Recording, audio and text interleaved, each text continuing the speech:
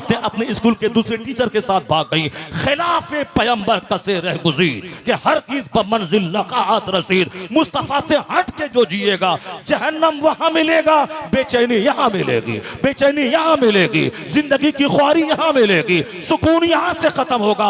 औलाद से हाथ धोएगा, बीवी से हाथ धोएगा, सुकून से हाथ धोएगा, समाज से हाथ धोएगा। दोनों जहान की जिल्लत मुस्तफा की कानून की खिलाफ वर्जी में है और दोनों जहान की इज्जत मुस्तफा की गुलामी में है। की मोहम्मद से वफा तूने तो हम तेरे हैं, ये जहां चीज है क्या लौह कलम तेरे हैं। जितनी मस्तियां करनी है मस्तियां कर ले। मैं कहता हूं हमारा बेटा हमारा लाल किसकी पैरवी कर रहा है? मेरे बेटे किसकी पैरवी करते हैं? इन बेटों से पूछे कि 24 घंटे मुंह में गुटका क्यों? किसको देखा? मौलाना को देखा, पीर साहब को देखा, इमाम साहब को देखा, गौसो ख्वाजा के बारे में पढ़ा? नहीं तो फिर क्या बात है? किसने तुमको बताया? उसी हालत में मौत आ गई तो कलमा नहीं पढ़ पाएगा। और आजकल तो अचानक अचानक मौत आ रही है। नहीं देखा तुमने? कल भी एक क्लिप देखा होगा, एक मुसलमान लड़का है, गले में हार है, सर पे टोपी है और उसका अपना बड़ा बहनोई या बड़ा भाई उसके पांव में मेहंदी लगा रहा है। सब लोग खुशियां मना रहे हैं, सब लोग साहब मुस्कुरा रहे हैं, हंस रहे हैं, औरतें हंस रही हैं। वाह वाह। अब ये भी अपने बाजू को हटा करके साहब समेट करके उसके पैर में यहाँ से पैंट हटा के पांव में मेहंदी लगा रहा है और अभी ये हाथ में लेके लगाना चाहता है कि चक्कर आया, गिरा और वहीं स्पॉट डेथ हो गया। नहीं देखा तुमने? 2 महीना पहले बरेली इलाके में एक शख्स शादी पार्टी में डांस कर रहा था और डांस करते करते आगे पीछे करते करते चक्कर आया, गिरा, वहीं मर गया। 1 महीना पहले मुरादाबाद इलाके में एक औरत डांस कर रही थी, उसी दरमियान चक्कर आया शादी की पार्टी में। क्योंकि आजकल खामोशी की शादी तो होती नहीं है, क्योंकि उस डकैत सेठ ने जिसने हराम तरीके से दौलत जमा किया वह बड़ा लान बुक किया। 100 स्कॉर्पियो बार बेटे की बारात लेके गया, 10,000 आदमी को वलीमे में खिलाया। तो हम उससे कम है क्या? हम मौलाना है तो क्या हो गया? हम उससे कम है क्या? हम भी लोगों से भीख मांग कर, लोगों से चंदा करके, अपने तालिब इल्मों से, अपने मुरीदों से, अपने पड़ोसी से भीख मांग के हमें भी 10,000 को खिलाना है, हमें भी शानदार लॉन बुक करना है। जो 10-20 हजार 10-20 साल में पैसा जमा किए हैं तकरीर के नजराने के सबको जमा करके शानदार डेकोरेशन करवाना है ताकि बता दे हम किसी सेठ से कम है क्या? हम किसी सेठ से कम है क्या? ये सोच अगर रखेगा तो जलील और रुस्वा हो जाएगा। वो सेठ के पास तो 50 फैक्ट्री है, तेरे पास क्या है? उनके पास तो 1000 एकड़ जमीन है, तेरे पास क्या है? तू मस्जिद के दरवाजे पे इमाम है तो भीख मांगेगा दूसरों से, तू उसकी पैरवी क्यों करता है? तो वह सेठ ऐसा लान बुक किया, तुम मौलवी है, हुजूर की सुन्नत पे अमल कौन करेगा? सरकार दो जहां के तरीके पे अमल कौन करेगा? हुजूर चाहते तो अपने 1 लाख सहाबा को जन्नत की ग़िज़ा खिला देते, अपने दामाद अली को सोने का ताज पहना देते, अपनी बेटी फातिमा को जन्नत से जेवरात से सर से लेके पांव तक लाभ देते। मैं कोई बताए कि मुस्तफा ने मौला अली को सोने का कोई ताज दिया? 1 लाख सहाबा मक्का मदीना में फैले थे, किसी को आपने खबर दी कि मेरी बेटी फातिमा की शादी होने वाली है? वही 2-4-10 लोग मस्जिद नबी में थे। मक्का के असहाब को खबर ना हुई, ना कोई खाने का एहतमाम हुआ। मौला अली ने मुख्तसर सा वलीमे का एहतमाम किया और उसी 10-20 आदमी के बीच में निकाह हो गया। किसका? उस फातिमा का जिससे बड़ी कोई नहीं, उस अली का जिससे बड़ा कोई नहीं, उस मुस्तफा की बेटी का जिस मुस्तफा से बड़ा कोई नहीं। जन्नत सारी कायनात के मालिक को मुख्तार है मुस्तफा, मगर उन्होंने कयामत तक के अपने गुलामों को मैसेज दिया कि मेरे गुलामों, अगर मैं चाहता तो ऐसा कर देता, मेरा रब मेरी ख्वाहिश पूरी कर देता, जन्नत से हुरो गिलमान, जन्नत से गिलमान आ जाते और सबके हाथ में थाल होता, सारे सहाबा खा लेते, मौला अली के सर पे ताज हो जाता। लेकिन मेरे गुलाम क्या करते? गुलाम तो कहते हुजूर की सुन्नत है दामाद को सोने का ताज देना। पैसा नहीं होता तो क्या करता? वो नमाजों के बाद मस्जिद के दरवाजे पे भीख मांगता और लोगों को फोन करता, मेरी बेटी की शादी है, सोने का ताज देना सुन्नत है, हुजूर ने अपने दामाद को दिया है, मुझको भी देना है, मेरे पास पैसे कम पड़े, 2-4-10 लाख कर्ज दे दे। फिर क्या हाल होता? दुनिया में आग लगती, लोग मस्जिद दरवाजे भी भीख मांगते और भीख में नहीं मिलती तो खुद जहर खा के मर जाते, अपनी बेटी को ही पैदा ना करते कि बेटी पैदा होने का मतलब दामाद को सोने का ताज देना, फिर दुनिया सड़ जाती। मगर मुस्तफा ने वो इख्तियारात की मौजूदगी में सादगी का कदम उठाया और क़यामत तक के गुलामों को पैगाम दिया। मुश्किलात में जब जीने का रास्ता समझ में नहीं आए, अपने नबी को देख लेना, जीने का हौसला मिल जाएगा। बेटी की शादी कैसे करें, अपने पैगंबर की बेटी की शादी देख लेना, उसी तरह शादी करने का मजाज पैदा हो जाए। कौन है जो सरकार की सुन्नतों पे अमल करे? यहाँ तो खुद मैंने मुसीबतें मोल ली है, खुद मैंने अपने पाँव में कुल्हाड़ी मारी है, खुद मैंने अपनी जिंदगी को तल्ख और कड़वा किया है। सरकार दो जहां से हट के जीने में सिवाय रुसवाई के कुछ नहीं मिलेगा। हुजूर ने खोल खोल कर अपनी जिंदगी में प्रैक्टिकल के साथ सबको बता दिया कि जीने का तरीका क्या होता है। सिर्फ जोश में जज्बात में आकर के नहीं, जो होगा देखा जाएगा, जहन्नम ही में जलेंगे जलेंगे, अभी डीजे बजेगा चलेगा, जनाजा जा रहा है कि लाश जा के बारात जा रही है। यानी सिर्फ काफिरों की पैरवी, मुशरिकों की पैरवी, फिल्म के हीरो की पैरवी। मैं उन बच्चों से पूछना चाहता हूं जिन बच्चों की जिन लोगों की नकल करके तुम चारों तरफ से बाल मूंड के एक अलग हेयर स्टाइल में रहता है, किसकी तुमने पैरवी की? जवाब होगा फिल्म के स्टार की। ये जो फटा हुआ पैंट पहले ही दिन से ब्रांडेड कंपनी का खरीद के तुम पहनते हो और हमारी बेटियां पहनती हैं, उससे पूछा जाए किसकी नकल कर रही हैं आप? किसने पहना, किसने पहनने के लिए ऐसा कहा? जवाब होगा फिल्म के हीरोज, फिल्म के हीरोइंस। अब हाथ में सोने का चैन पहना, क्या मौलाना पहना, कोई पीर साहब पहने? गले में सोने के चैन कोई पीर साहब पहना? नहीं पहना। फिर आप क्यों पहन रहे हैं? किसी ने कहा कि पहनने से बीमारी दूर होगी, किसी पहनने से जिंदगी में सच्ची खुशी आ जाएगी? नहीं। तो फिर क्या, पैसा चंद हुआ तो बस सोने की अंगूठी पहनने लगे, सोने का चैन पहनने लगे? क्यों साहब ऐसा क्यों करते हैं? तो फिल्म का हीरो, फिल्म के एक्ट्रेस ने ऐसा किया है। तो जिसकी पैरवी करके आप जिंदगी में इंजॉय करना चाहते हैं, लज्जत लेना चाहते हैं, कभी आपने करीब से देखा है उनकी जिंदगी में कितना दर्द है, उसकी जिंदगी में कितना कर्ब है? नहीं सुना? सुशांत सिंह राजपूत जैसा खूबसूरत हीरो वो कोरोना काल में फांसी के फंदे पे लटक गया। नहीं सुना आपने? उसी के 5 दिन के बाद एक जबरदस्त खूबसूरत हीरोइन जो एक फिल्म में सिग्नेचर करके 10-10 करोड़ रुपए कमाती थी, जिसकी पैरवी करके मेरी बेटियां चुस्त जींस और टी शर्ट पहनती हैं और सर दुपट्टा को आग लगा के अजनबी मर्दों के बीच में घुसती हैं, अपने हुस्न की नुमाइश करती हैं। पैरवी किसकी? उसकी। आज तो 80 साल की बुढ़िया हमारी जो पर्दे में रहने वाली है, उसके सर से आंचल गिरने के बाद तो ऐसा लगता है जैसे वो जमीन में गड़ जाएंगी, जैसे शर्म हया के मारे जमीन में धंस जाएंगी। इस कदर उस 80 साल की बूढ़ी में ये हया है, और ये 18 साल की लड़कियों में इस कदर बेगैरती है कि सीना तान कर सर उठा उठा के दूसरों के कोठे और छत पे दूसरे छोकरों को तलाश करके इस हालत में गुजर रही है। इस तरह से जीने का हुनर किसने सिखलाया? ये इस तरह से जीने का अंदाज किसने बताया? यही वो फिल्म एलईडी टीवी का करिश्मा है, जिसको देखने के बाद हमारे 16, 12 साल की लड़कियों के बदन में आग लगी। हाथ में घर में रिमोट है, घर में टेलीविजन है, और घर में ग़िज़ा है, और फिर घर में हराम कमाई है, तो आग तो लगेगी। मुसलमान नहीं मिला तो काफिर के साथ तो भागेगी। वहां तो 50 साल की खवातीन बगैर शौहर की जिंदा है, सब न चेहरा खुला, न अजनबी मर्दों के सामने सर के बाल खुले। ये 16 साल की सब खिलती हुई कलियां, इसके बदन में आग कहां से लग गई? हराम ग़िज़ा खा के कोई काबा में दुआ करे, दुआ रद्द हो जाएगी। और हलाल खा के कोई हज ना कर सका, मोहल्ले की मस्जिद में दुआ करे, जो दुआ हराम खा के काबा में कबूल ना होगी, वो मोहल्ले की मस्जिद में कबूल हो जाएगी। हलाल में वो तासीर है। अपने बच्चों को हलाल खिलाइए, उसकी सोच में नरमी पैदा होगी, उसके दिल में नरमी पैदा होगी। माँ बाप का अदब दिल में रहेगा, आलिम का अदब दिल में रहेगा। इसलिए हराम के चक्कर में, मकान गाड़ी छकड़े के चक्कर में हराम की जुस्तजू मत कीजिए, वरना औलाद ही बिगड़ गई तो आप जिंदा रह के क्या करेंगे?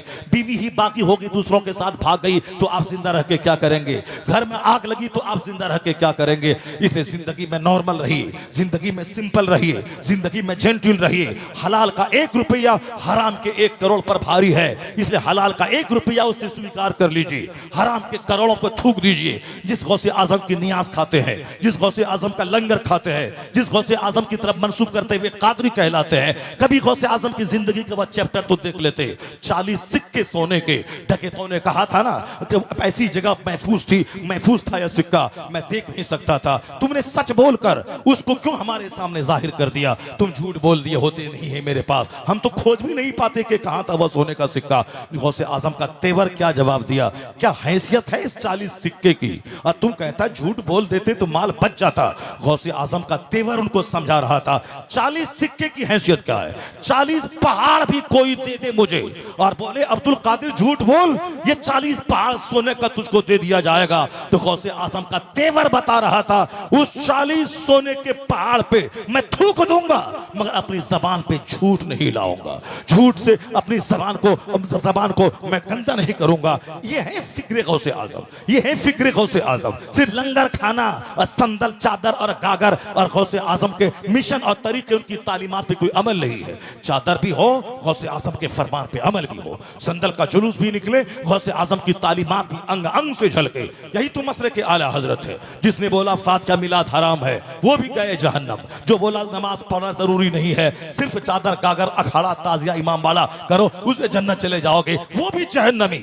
ना यह फिक्र जन्नती है ना वह फिक्र जन्नती है। जो बोले सिर्फ नमाज पढ़ चादर गागर हराम है, और वो फिक्र भी जहन्नम ले जाने वाली है। और जो बोले सिर्फ चादर फातिहा मिलाद कर और जुलूस निकाल झंडा गाड़, ये फिक्र भी जहन्नम ले जाने वाली है। अब बीच की फिक्र है वो है मसलक आला हजरत के चादर भी होगी नमाज भी होगी, जुलूस भी होगा नमाज भी होगी, गौसे आजम का बकरा भी होगा नमाज भी होगी, गरीब नवाज की छठी भी होगी नमाज भी होगी, फर्ज भी होगा नफल भी होगा। यही रास्ता सीधा जन्नतुल फिरदौस ले जाए। यही है मसला के आला हजरत, इससे हट के कोई फिक्र नहीं है। सरकार आला हजरत ने नमाज पे इतना जोर दिया है कि एक वक्त की नमाज जो जानबूझकर छोड़े वो अभी बेनमाजी ही है।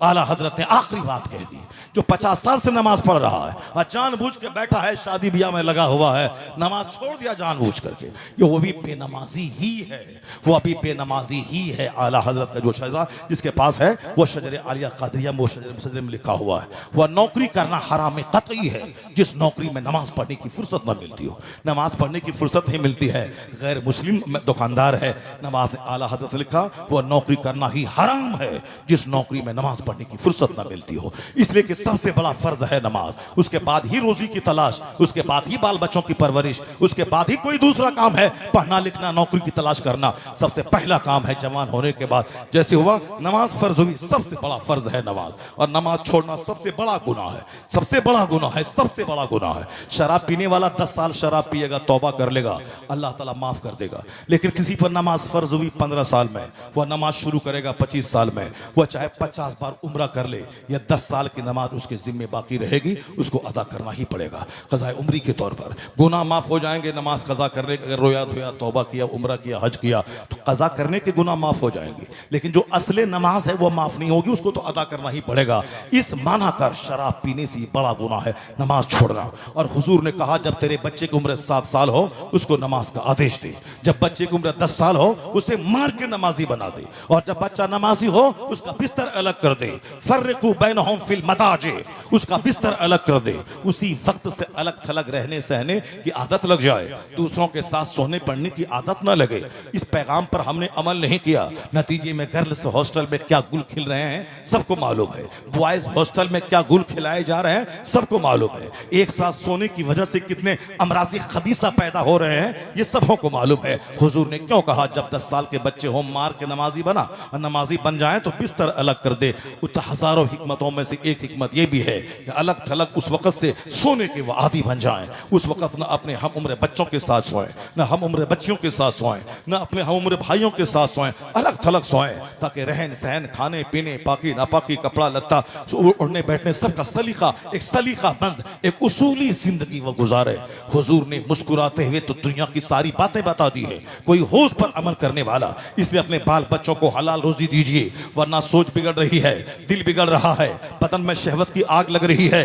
वरना 25 साल के लोग पहले के वो जानते न थे कि शादी के बाद क्या होता है, शादी क्यों हो रही है। मगर अमेरिका की रिपोर्ट के मुताबिक आज 9th क्लास के बच्चे बच्चियों में 70% बच्चे और बच्चियां वो थे जिन्होंने शादी ब्याह के बाद जो तजर्बा होता है मियां बीवी का, वो सारे तजर्बात का लुत्फ 9th क्लास के बच्चे उठा चुके थे।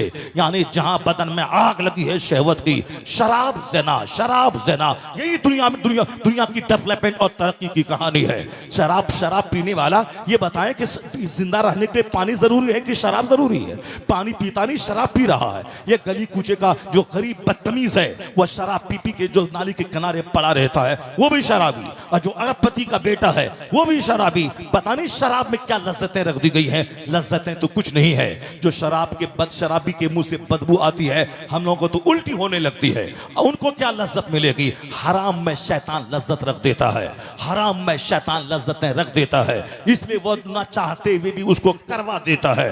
उससे जिससे पाखाना की तरफ महक आ रही हो उसको उसमें क्या लज्जत रहेगी? मगर शैतान ने लज्जतें रख दी है। जिस तरह फॉर एग्जांपल अभी गुटखा के ताल्लुक से एक पंडित जी की रिपोर्ट आई है कि गुटखा में पाखाना मिक्स होता है। जब पाखाने का भंडार हो उसमें एक केमिकल डाल करके पूरा सबको सुखा दिया जाता है। वह सबको बोरे में पैक करके कानपुर गुटखा बनने की फैक्ट्री में सप्लाई होता है। उसमें थोड़ा सुपारी का टुकड़ा मिलाकर कुछ केमिकल मिला के लजीज बना के उसको पैकेट में पैक करके उसको मार्केट में फेंका जाता है। लोग खा रहे हैं। पहले मुझको भी डाउट था कि जरूर इसके मुंह की बदबू, जहां फेंकता है बेसिन में वहां की बदबू, और जिस कोने में फेंकता है वहां की बदबू से पता चलता है जरूर इसमें पाखाना मिक्स होगा। मगर चूंकि यकीन मुझको नहीं था, मैं सिर्फ शक करता था, और जब से उसकी रिपोर्ट सुन ली मैंने मुझको लगा हाँ बिल्कुल वो सही बोलता है। वो इस तरह की बातें होंगी। मगर एक ऐसी लज्जत लग गई है, आदत लग गई है कि बगैर उसके चैन नहीं है। हम लोग न पीते हैं बीड़ी, नहीं पीते हैं सिगरेट, नहीं खाते हैं गुटखा।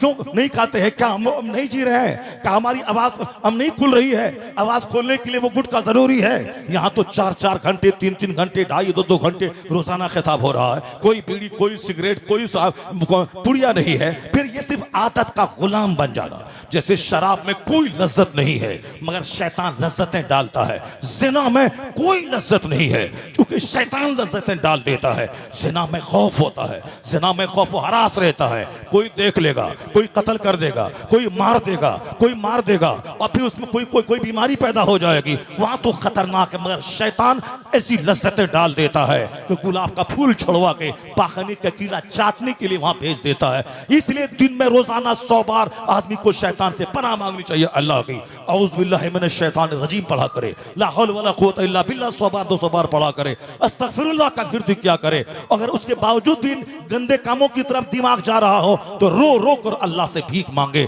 जब आंसू के कतरे निकल गए, इलाही मेरा नफ्स उधर जा रहा है, तू मुझे बचा दे, आंसू बहा के दुआ मांग, तुम्हारे दिमाग की तमाम गंदगी को अल्लाह दूर करवा देगा। कोई हो तो अल्लाह के सामने रोने वाला, कोई हो तो अल्लाह के सामने गिड़गिड़ाने वाला, कोई हो तो अल्लाह के सामने फरियाद करने वाला। हुजूर ने तो कहा है कि जूता का तिस्मा भी टूट जाए अपने रब से मांग, यानी जूता का तिस्मा भी टूट जाए अपने रब से फरियाद कर। जो भी मुसीबत तुझको आए अपने रब से फरियाद कर। नमाज में दिल न लगता हो, रब से फरियाद कर।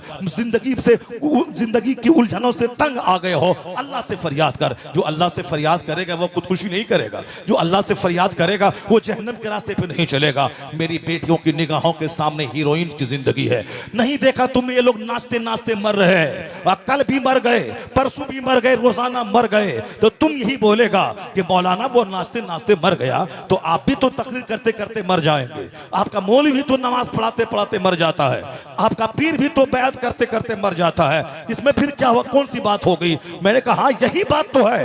जब मौत की तलवार गर्दन पे लटक रही है और किसी भी वक्त मौत आ सकती है, इसी को तो समझ ले कि शराब की भट्टी में मरना और है, मस्जिद में नमाज पढ़ते पढ़ते मरना और है, जिना करते करते मरना और है, तिलावत करते करते मरना और है, नाचते नाचते मरना और है, अल्लाह का जिक्र करते करते मरना और है, तवाइफ के कोठे पे मरना और है, और जलसा जुलूस में आकर अल्लाह का जिक्र करते सुनते हुए मरना और है। यही तो फर्क है, यही तो फर्क है। इसलिए जिंदगी में जब किसी भी टाइम अचानक मौत आ सकती है तो अच्छे अच्छे काम किया कर, अच्छे काम किया कर। जहां गलती हो जाए फौरी रुजू कर ले, अल्लाह की बारगाह में आ जा, सच्ची तौबा करके या अल्लाह मुझसे खता हो गई, मुझको माफ कर दे। बंदा है, बंदा से खता का सरजद हो जाना यह समझ लें कि बंदे की कमजोरी है। खता हो जाए फिर लौट आ जा, उस खता पर अकड़ के मत रह, खता पे बिल्कुल जिद करके मत रह जा। यह शैतान की आदत है और तुम्हें कुफ्र के करीब तक लेके चला जाएगा शैतान। इसे आदमी वही है जो गलती हो जाए फौरी रुजू कर ले, फौरी तौबा कर ले। शाबान का महीना तौबा का शानदार महीना है।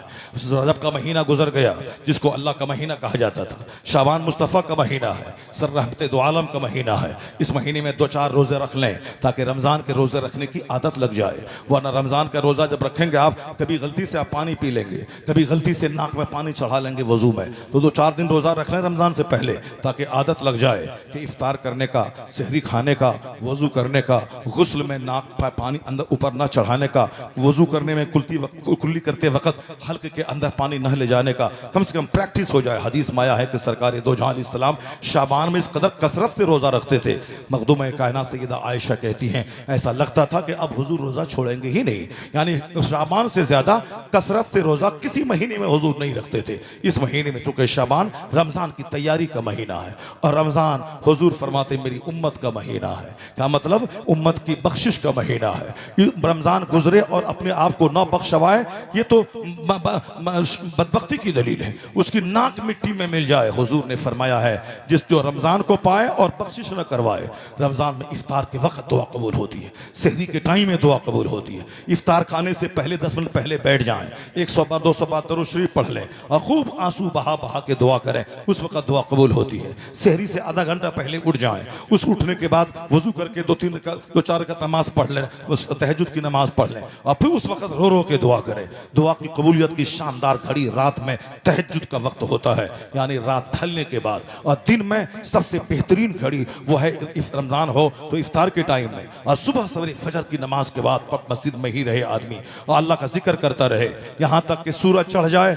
20 मिनट के बाद आफताब तुलू होने के 2 रकात नमाज इशराक अदा करे, वह एक हज और एक उम्रा का सवाब लेके भी आएगा। और इशराक के बाद जो दुआ होती है वह दुआ कबूल होती है। चाश्त के बाद जो दुआ होती है वह दुआ कबूल होती है। फुर्सत ही कहाँ है? चौक पे आधा घंटा से पड़ा हुआ है, घूम रहा, दूसरों का मुंह देख रहा है, इसकी फुर्सत है। मगर 20 मिनट बैठकर अपनी जिंदगी और अपनी तकदीर को बदलवाने के लिए अल्लाह के हुजूर रोने की फुर्सत नहीं है। रात रात भर नाच गाने देखना, धारावाहिक देखना, फिल्में देखना, उसकी फुर्सत है। मगर रात में कम से कम 10-20 मिनट के लिए जाग करके सजदे में रोकर अपनी जिंदगी को संवारने की, भीख मांगने की फुर्सत नहीं है। ये सारी चीजें वो मशकूक गज़ा, मुश्तबा गज़ा, हराम गज़ाओं का असर है कि नेकी में दिल नहीं लगता, नेक जगहों में दिल नहीं लगता, अच्छी बात सुनने में दिल नहीं लगता। इसलिए इस्लाम जबरदस्त जोर देता है गज़ाओं की इस्लाह पे, हलाल खोरी पर। बाल बच्चों के मजाज बिगड़ गए, औरतों के मजाज बिगड़ गए, सिर्फ हराम खोरी का नतीजा है। और दूसरा कल्चर, आदमी का दिमाग जिससे करीब रहता है उसकी नकल करता है। हम आलिमों की तकरीर से करीब साल में 1 दिन रहे, फिल्म से करीब रोजाना रहते हैं, इसीलिए दिमाग में आता है कि उस नेता की तरह बाल रखें, उस हीरो की तरह बाल रखें, उस हीरो की तरह हाथ में धागा बांधें, उस हीरो की तरह गले में चैन पहने, यानी हीरो को। और जो हीरो को जिंदगी में कोई इंजॉय ही नहीं पाया, जिसको देखकर मेरा बेटा रिलैक्स होना चाहता है, इंजॉय करना चाहता है, जिंदगी की मस्ती हासिल करना चाहता है, तुझे क्या खबर मेरे लाल उस पर्दे में, वहां पे क्या है, पर्दे पे आके नाचना, 2.5 घंटा मेकअप करके, 2.5 घंटा मेकअप करके डांस करना, और करोड़ों आदमी उसी तस्वीर को देख करके मस्ती ले रहा है। और जो मेकअप करके डांस किया है वो तन्हाई में कितने रोता है, कितनी जिंदगी से झुंझला के वो जहर खा रहा है, तुझे क्या खबर। सुशांत सिंह राजपूत जान दे दी, जिंदगी में सुकून नहीं मिला। वह बंबई में हीरोइन नाचने वाली, करोड़ों कमाने वाली, जिसकी पैरवी करके मेरी बेटियां जींस और टी-शर्ट पहनती हैं, उन्होंने जिंदगी से तंग आकर जान दे दी, जहर खा के मर गया। तुम्हें क्या खबर। लता मंगेशकर के घर में डायमंड है, उसके घर में गोल्ड है, उसके घर में सिल्वर है। द टाइम्स ऑफ इंडिया अखबार में उनका एक इंटरव्यू छपा। उस इंटरव्यू में इंटरव्यूअर ने उनसे पूछा, हाउ डू यू फील, आप कैसा महसूस करती हैं, आपके पास तो दुनिया भर का सफर आपने किया, America, France, Germany, Norway, Canada आप घूमे, लोगों के पास पैसा होता है तो विदेश घूमना चाहता है, आपका तो 1 पांव अमेरिका में, 1 पांव कनाडा में, यानी आप कसरत से सफर करती हैं विदेशों का। और फिर आपकी मार्केटिंग फ्रांस की राजधानी पेरिस में और वाशिंगटन डीसी, न्यूयॉर्क में होती है, आप तो अंदर से बहुत मस्त रहती होंगी, यानी जिंदगी में शोहरत इतनी कि करोड़ों लोग डेली आपका गाना सुनते हैं और करोड़ों जबान पे आपका नाम रहता है, यानी आपके करोड़ों फैंस हैं, शोहरत भी, मकबूलियत भी, दौलत भी, बंबई जैसे शहर में घर भी, अरबों का घर, करोड़ों की कार, अमेरिका, फ्रांस, जर्मनी का भ्रमण, और क्या चाहिए? दौलतमंद होना लोग क्यों चाहते हैं? आराम से रहे, पैसे की किल्लत ना हो, बंबई में घर रहे, समंदर के किनारे घर रहे, अमेरिका घूमे, ये सारी दौलत आपके पास है। How do you feel? कैसा महसूस कर रही है? उनका जवाब सुनिए, थर्रा जाएगा दिल। उनका जवाब सुनिए, हिल जाएगा दिल।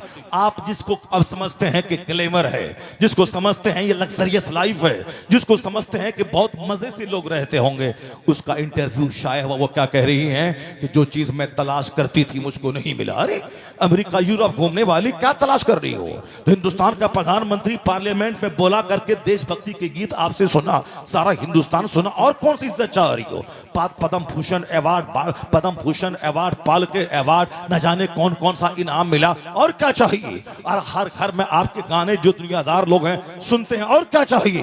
बंबई में पौष इलाके में घर, और क्या चाहिए? गवर्नमेंट ऑफ बंबई ने अपना फैसला बदल के तुम्हारे घर को टच नहीं किया, अगरचे वो जगह रास्ते में आ रही थी, बंबई गवर्नमेंट ने कहा कि तुम्हें इससे अच्छा घर बना के देंगे, तुम उसको खाली कर दो, बोली अब मैं चली जाऊंगी बंबई छोड़कर। तो गवर्नमेंट ने घिया के कहा कि नहीं नहीं, बंबई छोड़ के मत जाओ, तुम हमारी आबरू है, बुलबुले हिंद है, यहीं रहो, मैं अपना सड़क टेढ़ी कर लेता हूं। सड़क टेढ़ी की, तेरे घर को टच नहीं किया, और कौन सम्मान चाहिए? बंबई कलकत्ता घूमने वाली वो क्या कहती है? नहीं लगता है दिल। कितने अपने गाने सुनो, कितनी अपनी फिल्में देखो, कितने मैं बंबई और अमेरिका और फ्रांस में घूमूं, दिल नहीं लग रहा है। दीवार काटने दौड़ रही है, मन नहीं लग रहा, अब मैं मरना चाहती हूँ। जो चाहती थी नहीं मिला। अल्लाह समझ क्या चाहती थी?